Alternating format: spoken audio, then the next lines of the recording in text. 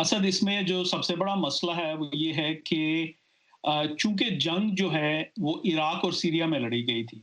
तो हम बात कर रहे हैं उन लोगों की कि जो इराक और सीरिया में जो है मौजूद हैं अभी भी, दाइश के साथ थे या नहीं थे, उनको बेगुनाह जो है वो तस्लीम कर लिया गया है, या फिर ये है कि ये उनके लवाहिकीन हैं, बीवी बच्चे हैं, दीगर जो है फैमिली मेंबर्स हैं, या वो जो जिनको पीओडब्ल्यूज कहते हैं, प्रिजनर्स ऑफ वॉर टाइप के जो सिचुएशन है।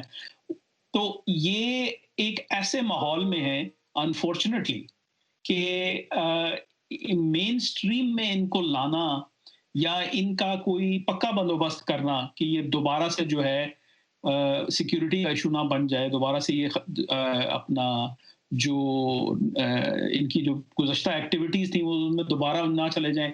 इन अदर वर्ड्स कि हमारे पास रेसिडिविज़्म ना हो जाए। तो वो उसके लिए बड़ा ज़रूरी है कि दोनों मुल्कों की के अंदर जो है वो ऐसे मौके हों इनके पास कि इनको जो है वो अब्ज़ॉर्ब किया जा सके।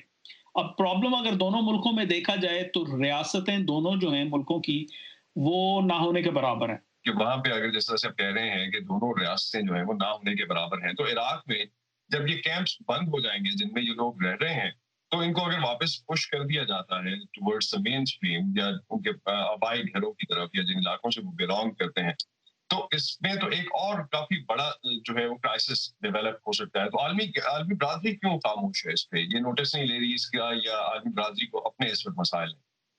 आलमी बरादरी को अपने मसाइल हैं, वो आलमी बरादरी जो है वो एक तो ट्रंप इंतज़ामिया का जो दौर है, उससे गुज़री है।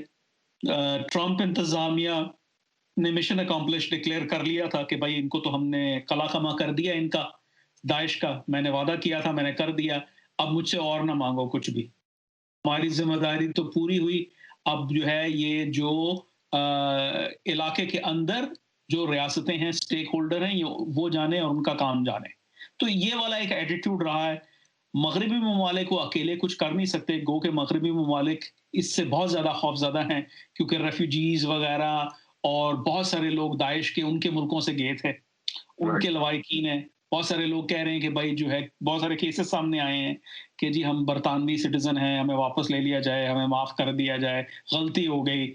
तो वो तो लेकिन वो अकेले कुछ कर नहीं सकते। तो जो यूरोपीय ममालिक हैं खास तौर पे उनमें सिंपैथाइजर्स की एक जो टर्म हम पिछले कुछ अरसे से सुन रहे हैं, काफी जितने सिंपैथाइजर्स आईएसआईएस फॉर एग्जांपल यूरोप में हैं, उनको काफी काफी कंसर्न है यूरोपियन कंट्रीज को इस हवाले से।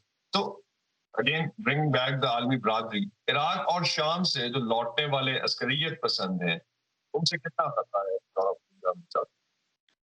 देखिए ज़ाहिर है खतरा तो है, वो वाला खतरा नहीं है जो पहले था, क्योंकि वो जो जिसे कहते हैं ऑर्गेनाइजेशनल जो ढांचा था दाइश का, उसको बहुत ज़्यादा नुकसान हुआ है, वो शैटर हो गया है।